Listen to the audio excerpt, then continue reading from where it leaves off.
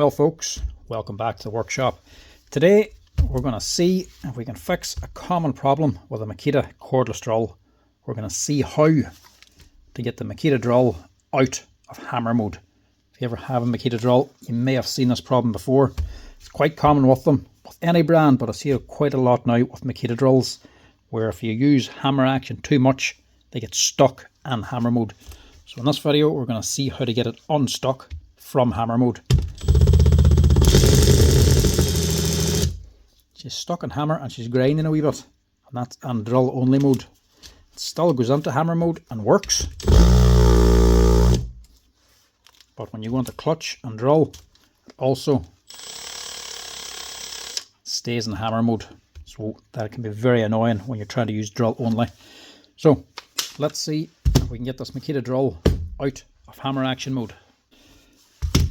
So this one is actually the DHP484, one we've seen before, but I don't think we've looked at the hammer action on this one before.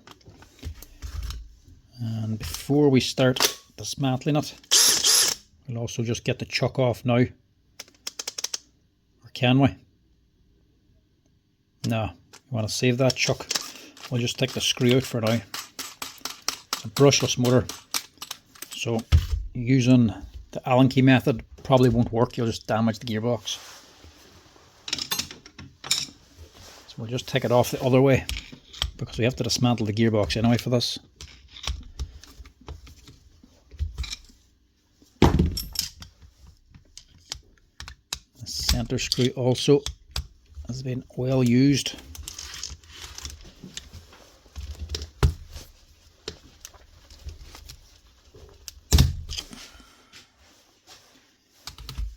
I'm getting sore in these screwdrivers. Why is that one not fitting?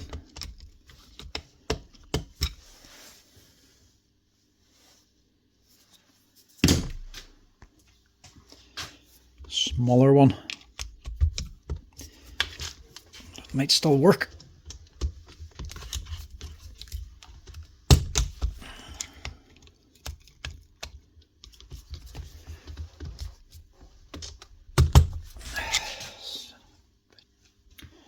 When they get difficult like this, just get an impact driver with a flat bit in it. Save the screwdrivers.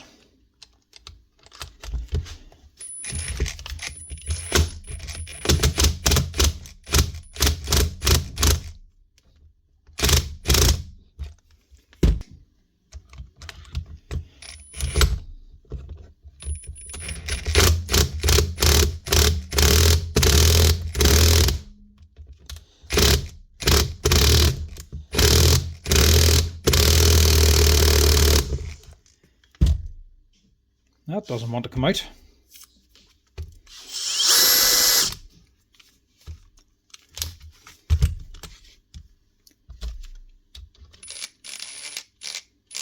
I really don't want to be replacing a chuck just for this.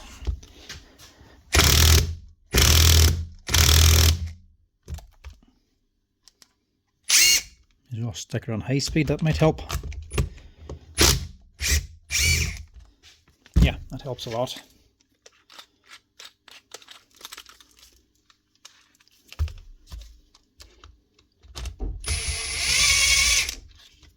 There we go. The impact drivers save you every time. They're getting wild hard to get out. I'm going through screwdrivers like no man's business.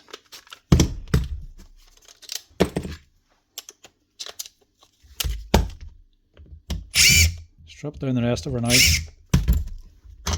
and get onto this gearbox.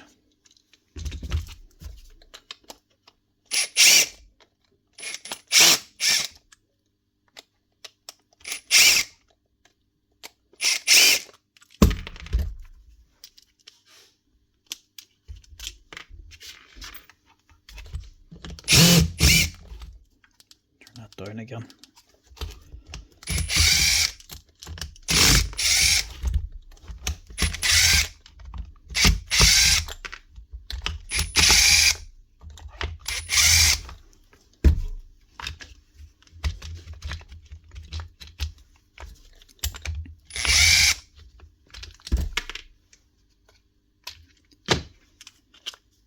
Right, leave that side for now. We just want this side. First, we'll just give this a wee quick clean. That's it clean, but I'm not sure if this is going to work or not. There's something rattling around on here. And the spindle seems quite tight, so I don't think it's the collapsed linear bearing.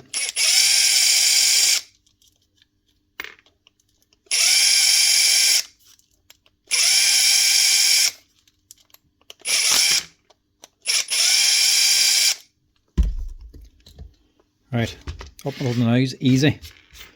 This is the awkward bit now. Trying to keep everything clean. And just literally dump out this gearbox. But try to do it neatly. If you keep it nice and neat like this, we might be able to just slide it back in again. That's what we're looking for. We want the spindle on this side. There's definitely something rattling on here. That's just the wee bearing at the bottom. Keep that. Maybe also take these pins out.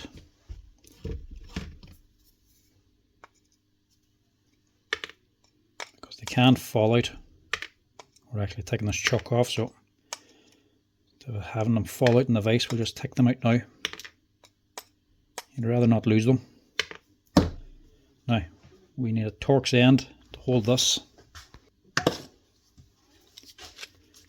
Normally what I would do, or sometimes for the bigger ones, is use this little piece in here on a scrap machine, take it out and actually weld it onto a socket to fit the spindle. But we don't have to do that in this one.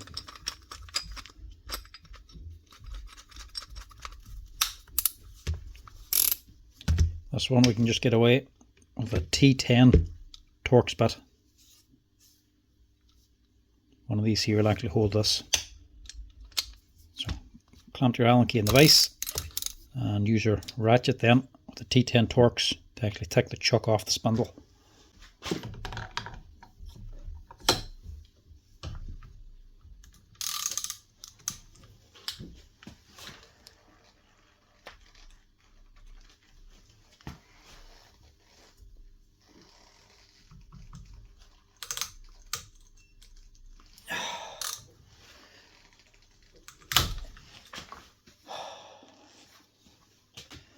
Well now, that didn't work anyway.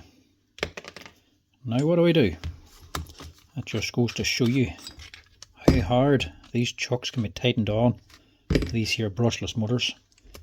Even the correct method doesn't always work. Mind you, don't think that was all me. Clearly something else been acting on that. I don't know if that was starting to fail or it got damaged before, but I definitely finished it off, if not caused the whole thing. Right, I have a scrap one of these, or I assume it's a scrap one, might actually be one cannibalized for parts, but I still need the top of this gearbox. So how do I take that off now without causing more damage and saving the chuck? Right, what do? I could cut the chuck off. That's going to be even harder again because that's now gone. There's no way to actually lock this up. I could cut it off and still not be able to get it off, and then I'll have to destroy the chuck. Or I could just sacrifice the rest of the gearbox and smash this off in order to save the chuck. I think that'll be the best method, because either way I want to keep this, because if this doesn't work I'll have to replace the whole gearbox, and that'll be pricey enough on its own without also putting on a new chuck too. So I'm going to just knock this out actually. So this is less than ideal, but what can you do? It's broke, it's broke. Some of the DeWalt ones actually can just knock the spindle out. Sometimes you can even just yank it out if you pull it on it hard enough to pull the whole chuck and spindle out. But I don't think it works in these Makitas. I think I'm going to destroy the actual plastic cover up here.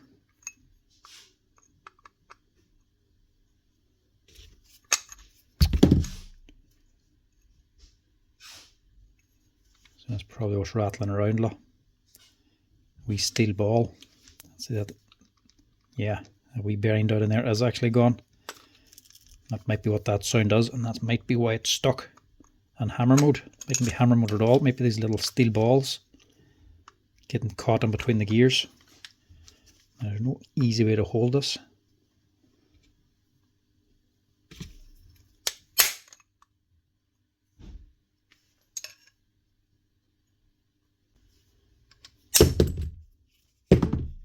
Finally.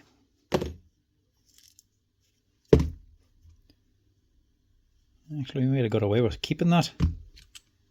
Or saving it. That's the spindle off anyway. At least we can just tighten that in the vise now to save the chuck. Now, what's going on in here? This is the main question. How much damage have I done just from knocking that off?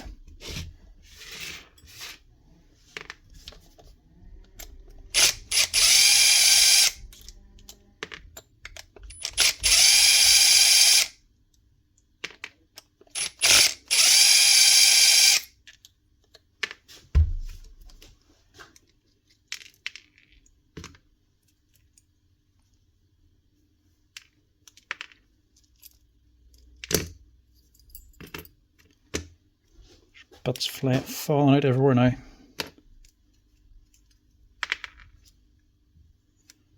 Right, they're just a tension on these springs for the plate.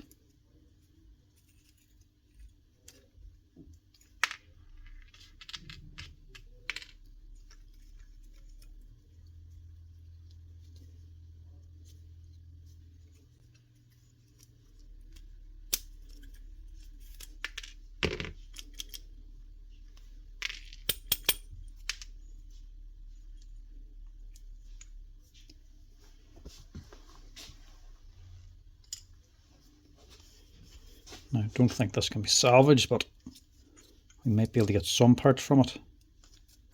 No, the other gearbox isn't whole. So this here's your actual hammer mechanism here. And I've actually knocked off the spindles, the actual gear teeth, the rings for the hammer action. That's why these are hard to get off. They're actually pressed onto here, which could also be what was wrong with it. That could have moved up, shifted and got stuck in hammer mode, but I'd imagine it was more something stuck behind it.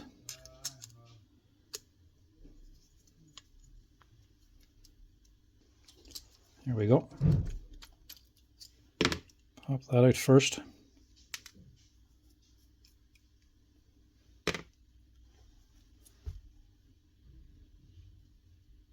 That's something I broke.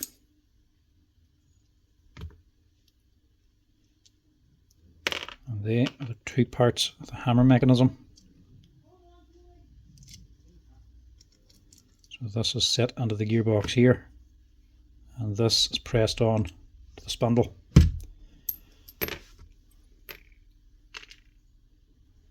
As you can see, that used to be a little needle bearing, or a little bearing that ran down here. So that is completely fallen apart, and that is more than likely what was rattling around inside. That's what these tiny little bearings are from. They would have been sitting on that.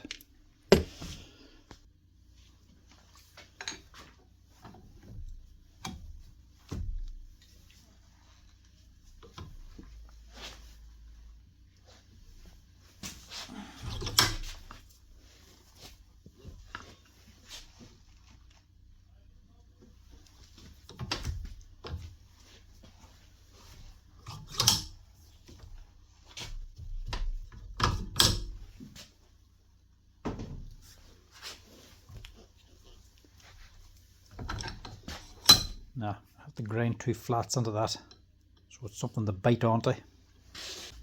Right, we'll see if that helps. It's just something to hold it.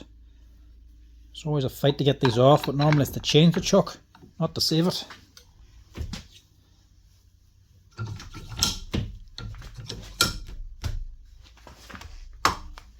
There we go. That one was tight.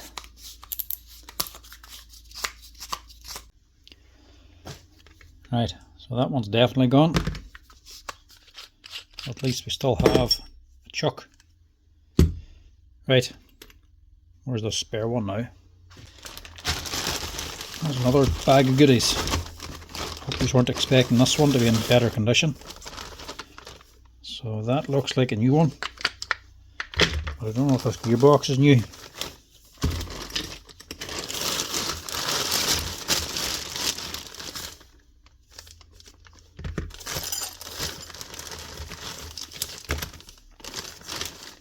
There's the main thing. So that's the one with the hammer mechanism still on it, and the needle bearing. The spring assembly, that's all on. That wee washer that I destroyed. That's one thing anyway.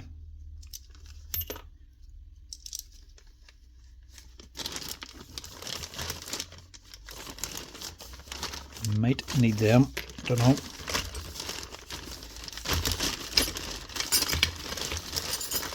There's not much else for the top of the gearbox.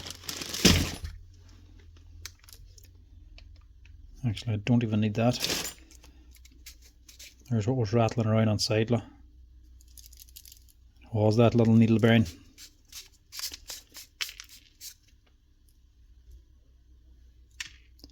That totally collapsed. Just saved them actually, because they come in handy when you're rebuilding other drills. Hard to get them wee bearings. Right.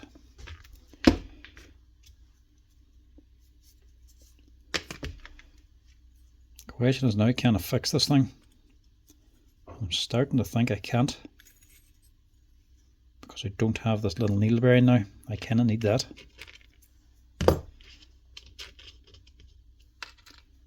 So even little washer's gone for it. Actually, I don't know if I can do this now. I need to have that.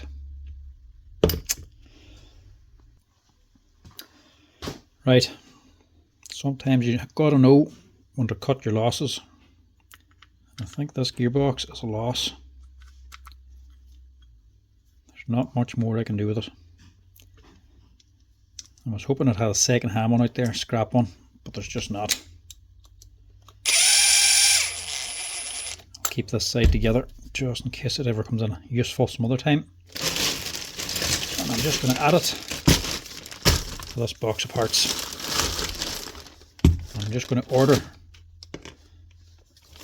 new gearbox. Well, don't need that. I'll just dump all this stuff back into here and keep it for parts. And just keep all them little steel balls in that, because they actually will come in very handy at a later date. Because then wee ball races actually come apart. And boys here, if they take a fall, or like this man is probably doing, keeping it in hammer action for way too much, it'll eventually fall apart. And then when you go to rebuild them, it's not hard to lose one. It only takes one to stop you from rebuilding the thing. There's the other side of it, that one's still together, that washer. Keep that.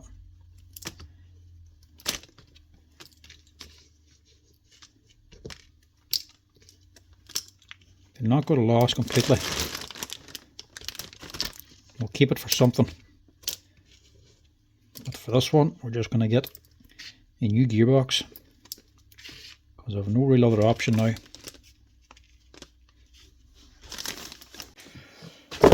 Right, instead of ordering in a new gearbox for this one, I'm just going to take a brand new one and cannibalize that. Take the gearbox out of this one and put it onto here. Works out better for everybody. It works out cheaper for the customer and a lot faster, because I have this in stock instead of waiting for a new gearbox to come in. Plus, it leaves me with all the parts to fix another machine in the future instead of waiting on parts, especially for like some warranties and that as well. You don't have to wait for them. You still have to order the part in for a warranty, but then just add it to the collection for this here. It makes sense if you're seeing a lot of one brand. It leaves you able to fix a machine straight away instead of always waiting on parts to come in. So we'll do this quite often, especially for Makita and Bosch or DeWalt. I would actually see quite often. I would just cannibalize new machines. Plus, it can just work out a much better price. At least usually it does, because inside you're still going to have the replaceable field, the controller, the switch, the wee toggles, LEDs, the actual clamshell. It does actually be needed sometimes. Back cover, the armature, all the stuff, and especially the chuck. And on this one, actually getting an upgrade in the chuck. Exact same model, DHP484. This is now the metal chuck on this one. Customer probably prefer that, to be honest, but we'll keep the price down by using the original one. So we're going to take this one apart, which is awkward because now we have to take another chuck off. We've already had enough trouble taking the first one off. Hopefully this goes a little bit easier.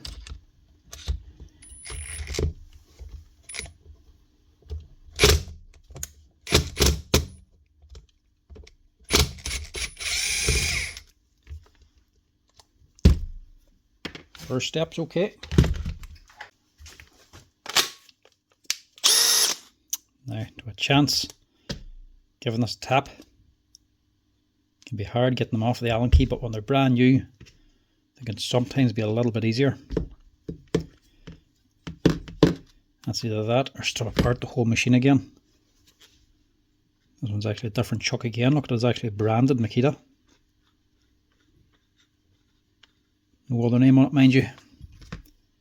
I'll take it off now to see what actual brand it is. To see if it is one of them Koyo ones. That one's not branded either. I'll give it a wee light tap.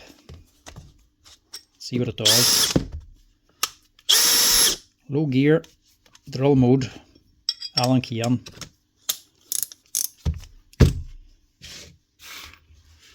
A very light wee tap. I'll go for 2. Oh, worked. Nice one. They're a little bit easier when they are new. There's no actual Loctite in these ones. It's just general use that starts to drive them on even harder. So it's not a Koyo. Still a nice chuck, but it's not the Japanese one. Still better that one than the plastic ones. But we're going to have to fit the original one onto this, keep this for stock. It keeps the price down for repairing other ones in the future as well, because you get another part out of it. You would easily reuse a chuck.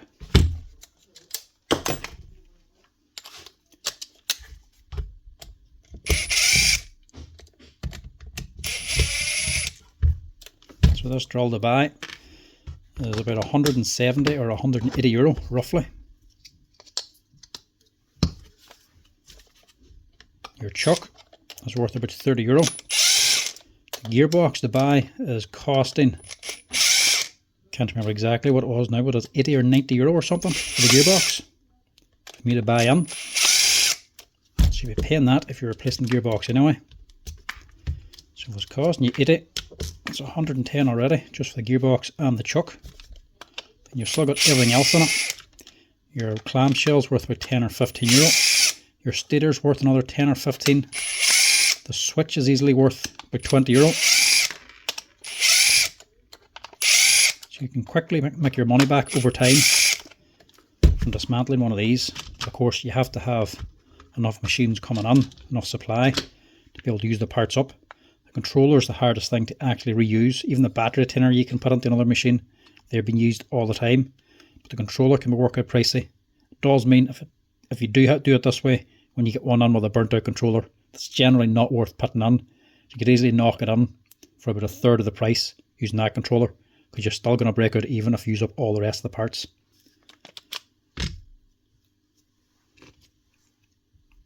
I'm actually just going to clean this up and reuse the same selector. So reuse that. Remove this one. Just keep this for spares. And that is the whole part we need. That's the way the gearbox comes in anyway. One solid block, just without a chuck. So I'm keeping these bits. And there's not much point in putting the other end of the broken one onto that. And And I can throw all the parts from that bag into this wee cardboard box as well, so we know all the parts are for this model of Makita.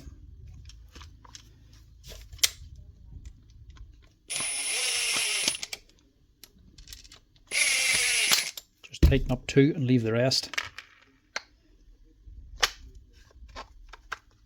Just drop that on as well. And that is just come back into the box for spare parts. Probably see me taking bits out of that in other videos to come. And let's just keep the screws. They always come in handy as well. Right, give us one a quick wee blowout now with the compressor. That's her clean. Just a wee blast of the air compressor just to clean all the dirt out of the motor. That's all we need to do. So this will keep the cost down for this man a wee bit more. It's not going to be cheap. It's kind of awkward. So that's on there. Just drops on. Gearbox itself is extremely easy to replace. It's one thing that's handy about it, but not good for price. It's an unfortunate one we couldn't fix that one. I think that gearbox is just too far gone. It's one thing I don't like about them is that little needle bearing inside, the way it can fall apart. If you start slapping at the chuck with a hammer to try and dismantle the chuck, that's what can generally lead to it, or if they're getting dropped or just used and abused. Or if you're using on hammer mode all the time, it can cause them to start coming apart. That's off the gearbox here. Look. A few other wee screws.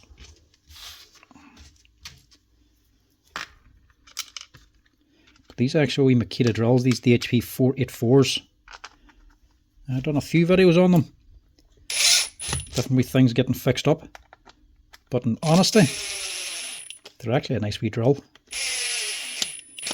Very few times I've ever seen them getting a gearbox issue. Normally for the Makita drills, at getting stuck in hammer mode is normally what happens to the bigger, heavier duty drills. Put it this way, I'd be a fan of the DHP484, that big heavy duty brushed machine. I have a good few of them there. I like them machines. And I've plenty of them out there scrapped off for spare parts. Loads of those and loads of the other smaller versions of Makita drills. I have none of these scrapped off, and these are quite a popular drill. Normally, they can be fixed up. So I know this one hasn't got the best of stories, but I actually find these quite a good wee machine. They're a nice compact size with a decent gearbox. I mean, this is aluminium. They're not heavy to use, but they've loads of torque in them and a good quality brushless motor. So I wouldn't actually knock these things at all.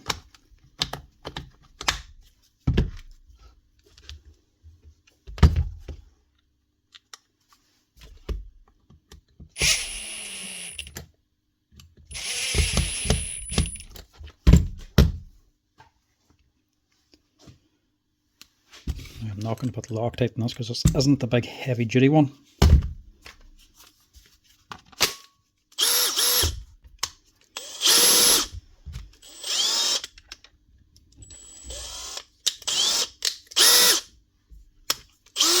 Yeah, stick it on high speed. Now we're going to go with the chuck again with the Allen key. Instead of using Loctite, I'm just going to slap it on tight. Just be careful when you're doing this. I'll do it that way around, because you can slap back on you. Lock that on good and tight. That locks it on, and your screw then keeps it on. I don't find Loctite as necessary for these ones. I know they're a strong motor, but most of the boys buying them aren't doing that heavy of stuff. It's a different story with the big heavy duty ones. You sort of need the Loctite to guarantee that thing stays on, because the bigger ones, the motor's that strong. In reverse, they could easily just shear these screws off if the motor ever, if the gear or the chuck ever comes loose. Anyway, That's one Makita drill up and running again.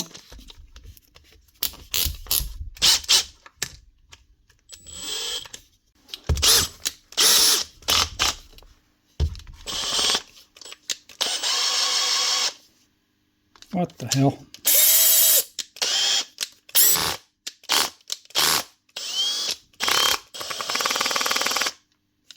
That chuck is actually gone.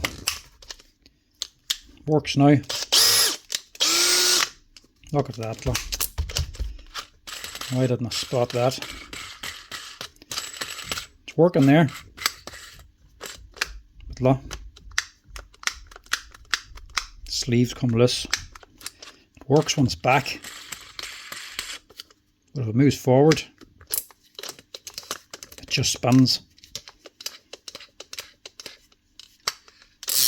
Push it back again. And it works. So after all that, that chuck is still actually gone. So we're going to actually change it now.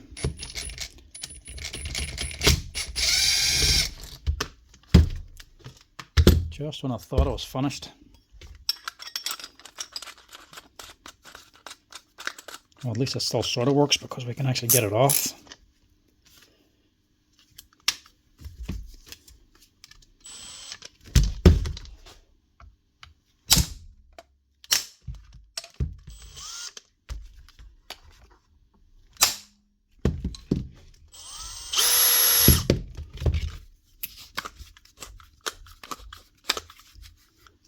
See there, look. The back bit's come loose. So the sleeve here must have unrolled or something. That's more money again. Oh well, at least it gets a better chuck.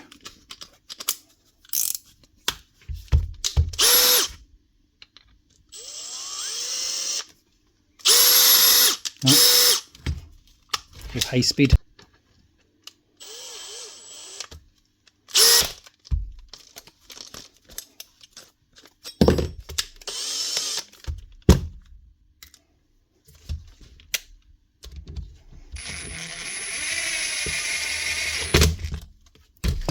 Now she's ready. One Makita DHP484 now with a brand new chuck and gearbox. Removed that for no reason whatsoever. But at least it's working now.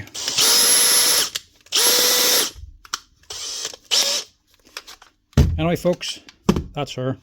As always folks, if you're enjoying the videos, make sure to give us a wee like down the bottom, and if you want to help out the channel, make sure to hit that subscribe button too. But till next time folks, I'll chat to you later.